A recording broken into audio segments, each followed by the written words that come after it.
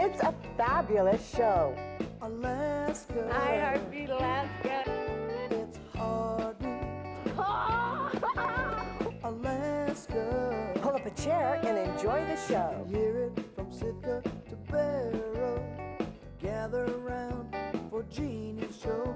It's the Aleut, the Indian and the Eskimo. It's the Aleut, the Indian and the Eskimo. Welcome one, welcome all. Hello and welcome to Heartbeat Alaska Native News and Information. I'm your hostess, Jeannie Green. Well, this is an exciting time. AFN Week, Alaska Federation of Natives Convention, held this week in Anchorage this year. Last year, of course, it was in Fairbanks, Alaska. Fairbanks, the home of Athabascan people, and speaking of which, today we travel to the interior thanks to Doyon Foundation and the Association of Interior Native Educators. We take a look at a video they produced called Preserving a Culture. And we will look at part 1 today and return next week with part 2. It's a great show.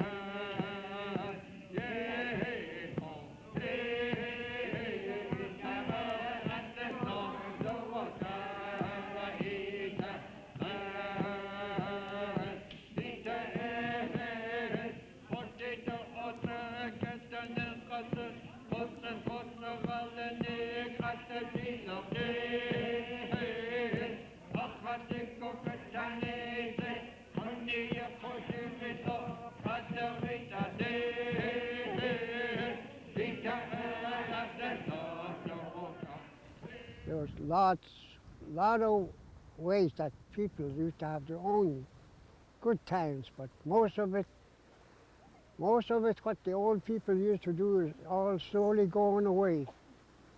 And we try to keep it up and try to bring some of it back. That's what we're trying to do now.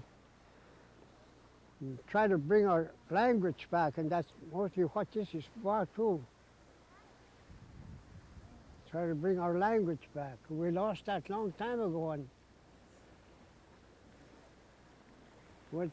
well, how we lost it is the mission. We had mission school up here. And the mission was against our language, so they stopped the students from talking their own language and coming to just talking in English, that's all. That's how we lost our language. It's going to be hard to come back. Some try to keep it up. The old people that's left here now still keep it up good. Well, I don't think we'll ever see that again. You know, some of it we'll try to get back, and I think we can make that easy. We'll just keep trying.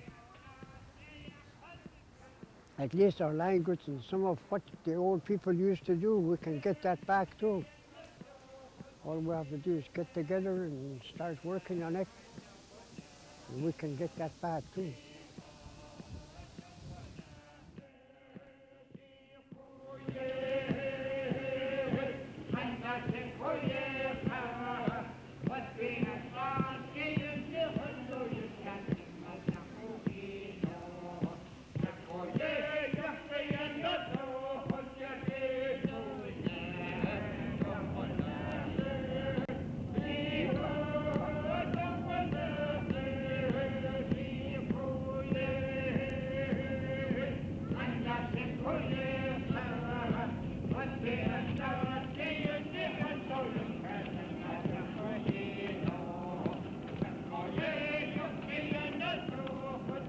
In the western region of Alaska, where land goes untouched and animals roam free, present Alaskan teachers meet in Nulato to discuss education.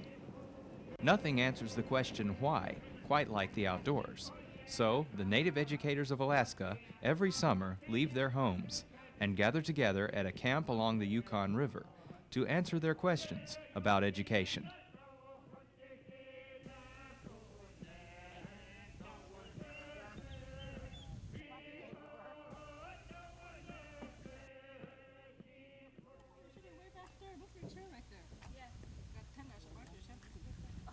Something about her life, how she grew up. My name is Freda Velma Schafer and My name is Joyce Each teacher Simon. comes from My a name different is location Virginia in Moses Alaska, Ned. but all My of them name is come in Carol search of the Lee same objective: Eleanor how to Laughlin. educate students, My name is what Thelma can be Saunders. done to improve education, and how to incorporate the Alaskan Lawana culture Sommer. into the educational curriculum. I got my teaching degree in 1989, and I taught for 9 years. I taught at Holy Cross, McGrath, St. Mary's a couple of years, and Caltech 3 years, and Alacac 2 years. I've really been involved in Native education since I first became involved with the AINE program, that first camp at Minto. And ever since then, I just got hooked on it, and it got me more interested in listening to my elders, trying to learn my language, and preserving the culture. So hopefully I could pass all the stuff I know onto my son. The students describe the flavors, aroma, texture, and appearance of each one. And that would be a really good writing assignment. I hope at this camp I learn a lot more about being a fish camp, because I really want to start doing that during the summer.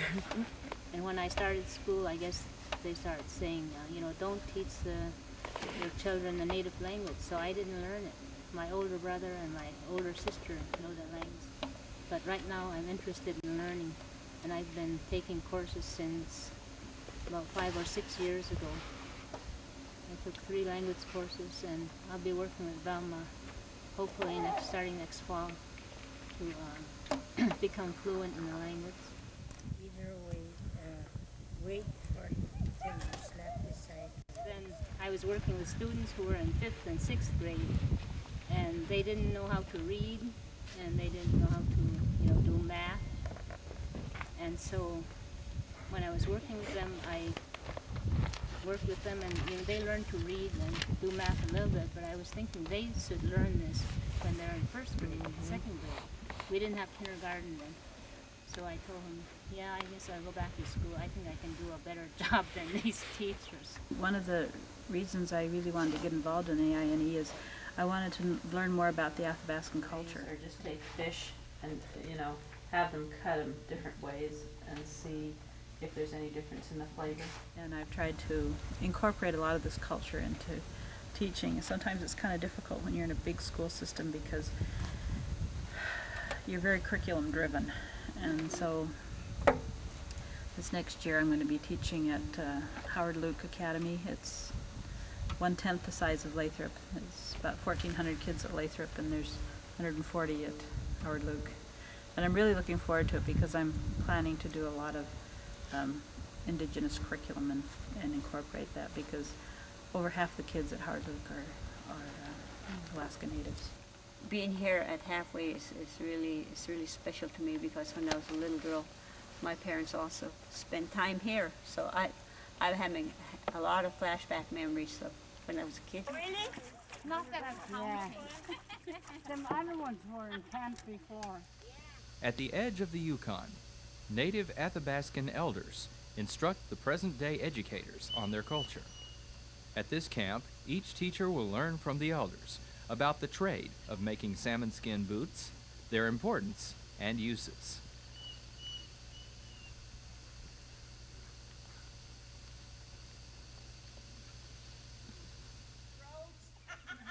Here at this camp, discussion of how to combine the tradition of making salmon skin boots with math, science, English, history, and other scholastic subjects takes place. For 8 hours or 7 hours, and we taught 116, 119.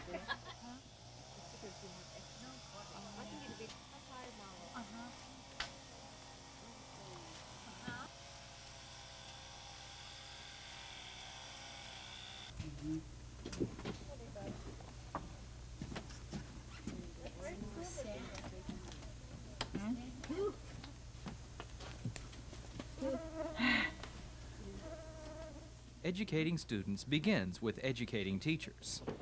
Here, making the net to catch fish is the first step in their education. You do patterning in the early stages, so a lot of this, yeah. Oh, you could just have like a smaller fishnet. Model of a fishnet, yeah. Yeah, just that's keep what I it on have. the wall all year and show all the different patterns. Yeah. Oh, yeah. No, tie it first. Make it, make this.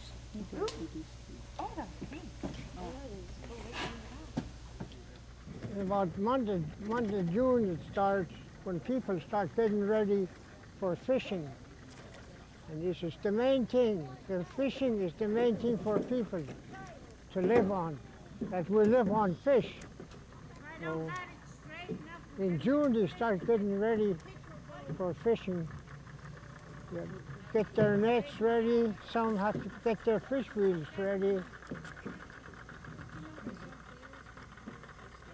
So when this happens, then that's a frame of mind. I mean, you still think of the math, the scientific part of it, you know. That'll be happening next.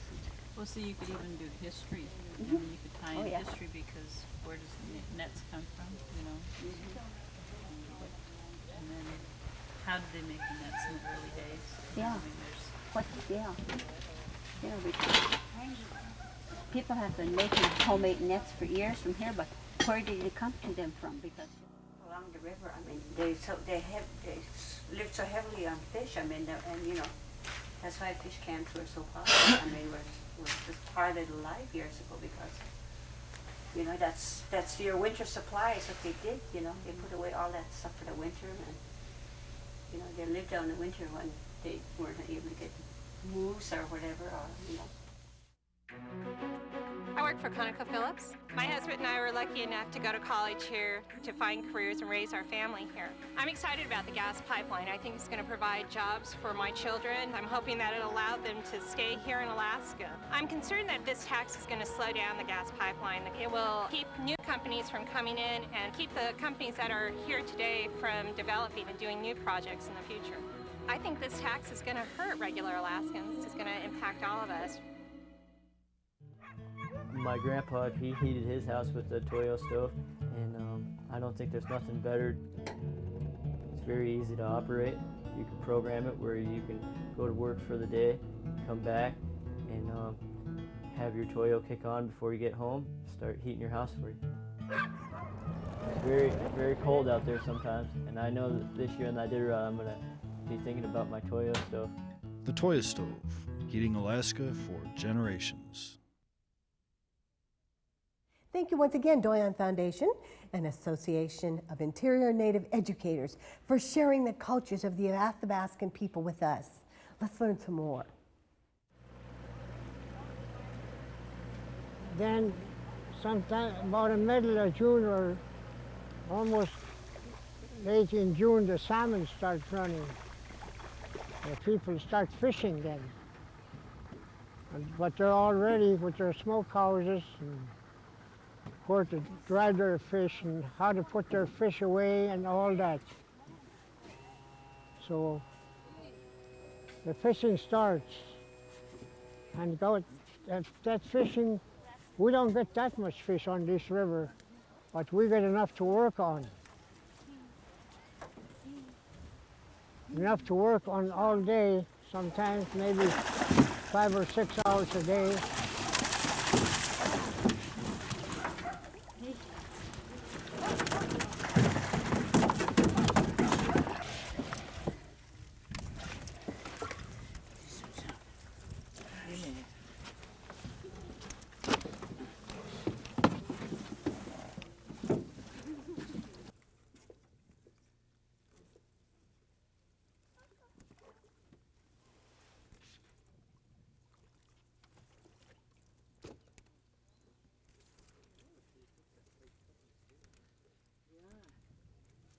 We don't kill one salmon for nothing to throw away. Every salmon we catch, we try to save it the best way we can, so we can use it. And let's keep up till no more salmon. That's the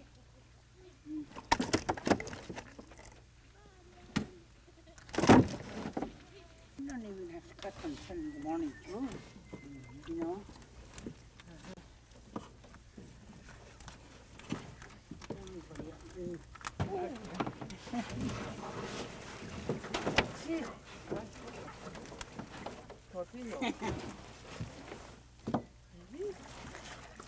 Tadi get right all the way time. Put on your apron.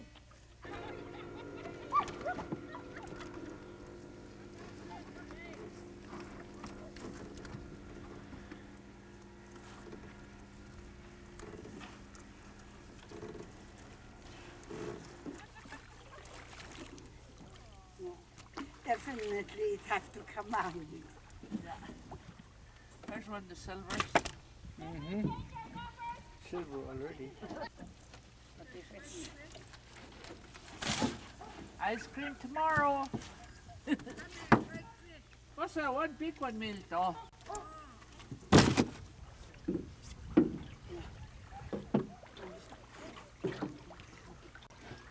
hold the ball line, baby.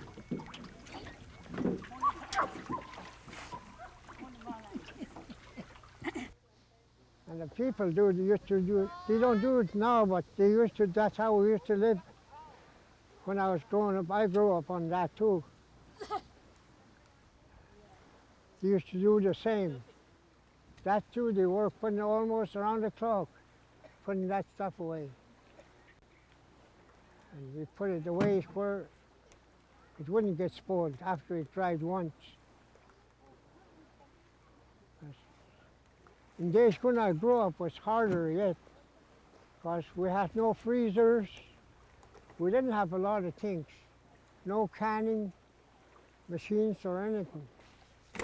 So we had to salt as much as we could and dry as much as we could to use for the winter. We put away enough to get us through the winter, and maybe a little left over in the next spring when the salmon start running again.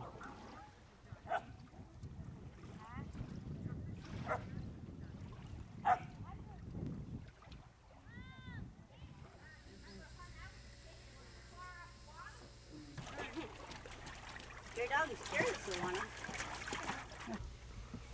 Here, Lawana demonstrates the traditional way in which to cut a king salmon. Same way we cut king salmon, the little king salmon.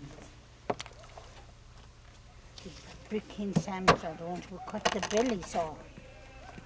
This little ones like this, we just cut it with the fins. I always cut the fin off the tail, because when you hang it out for the day to dry a little bit before you put it in the smokehouse, it gets full of blue flies, water, and maggots. They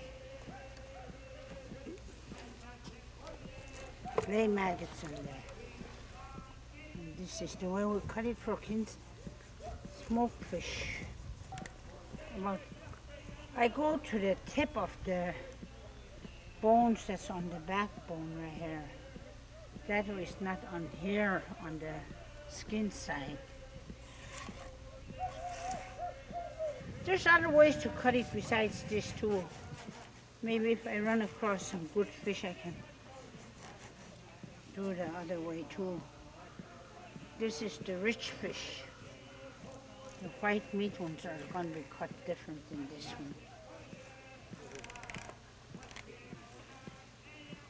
Long time ago they used to cut the whole fish and leave the backbone, and now this is too thick, so I flesh it a little bit.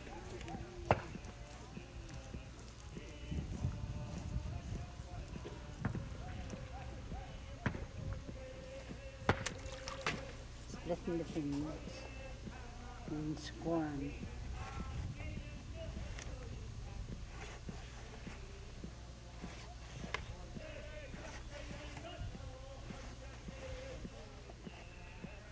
Cut through this brown stuff. If you don't cut through this brown stuff, make sure you don't cut through the skin though. The fish, you stretch it and it wouldn't stretch if you don't cut through that brown stuff. And make sure you don't cut through the skin. That too you gotta watch. And the way to watch if you cut through that brown stuff is after each time you make a slice like that, then you run your finger through it and look at it. And see, it's, I gotta flesh it a little bit because I made it too thick.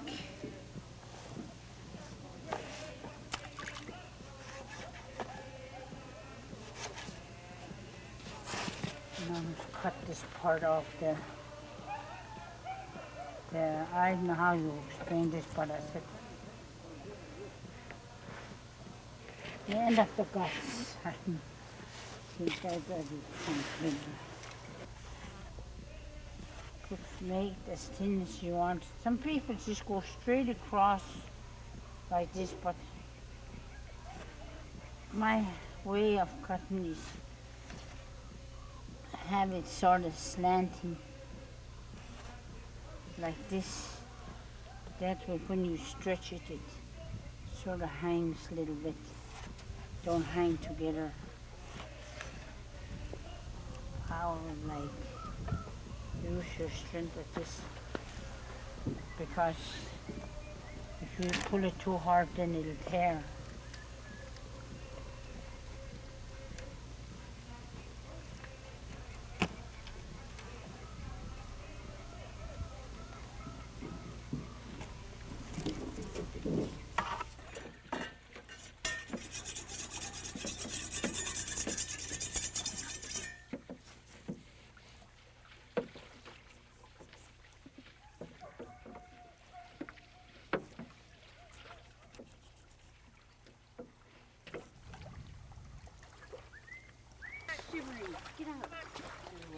Compare different ways, or just take fish and, you know, have them cut them different ways and see if there's any difference in the flavor.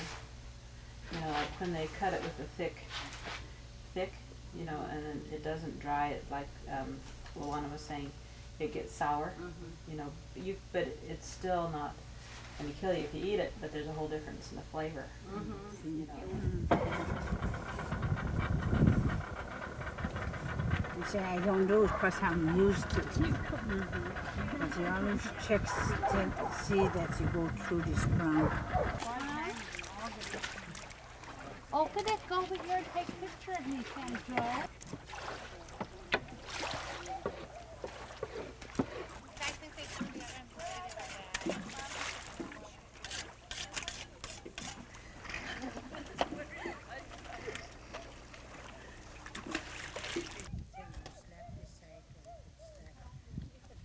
The Yukon River plays a large role in the sustenance of its river-laden communities.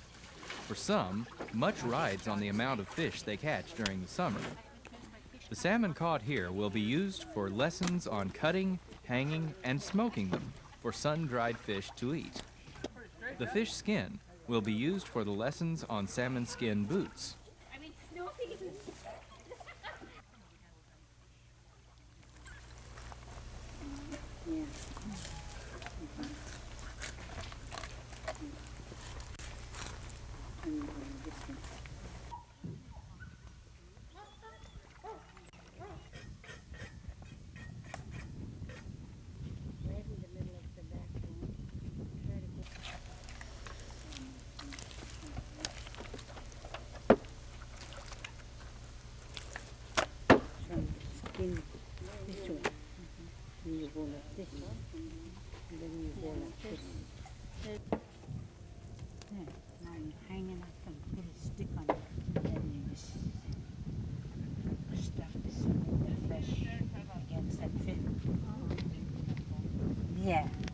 See, this one is just right for another one, maybe even a bigger one.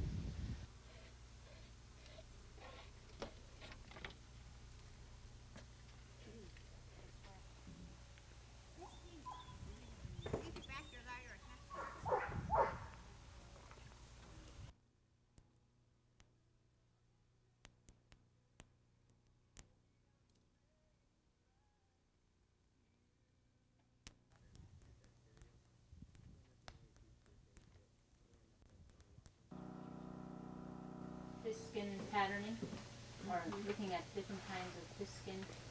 And because you know we do a lot of science with them, the senses, 5 senses.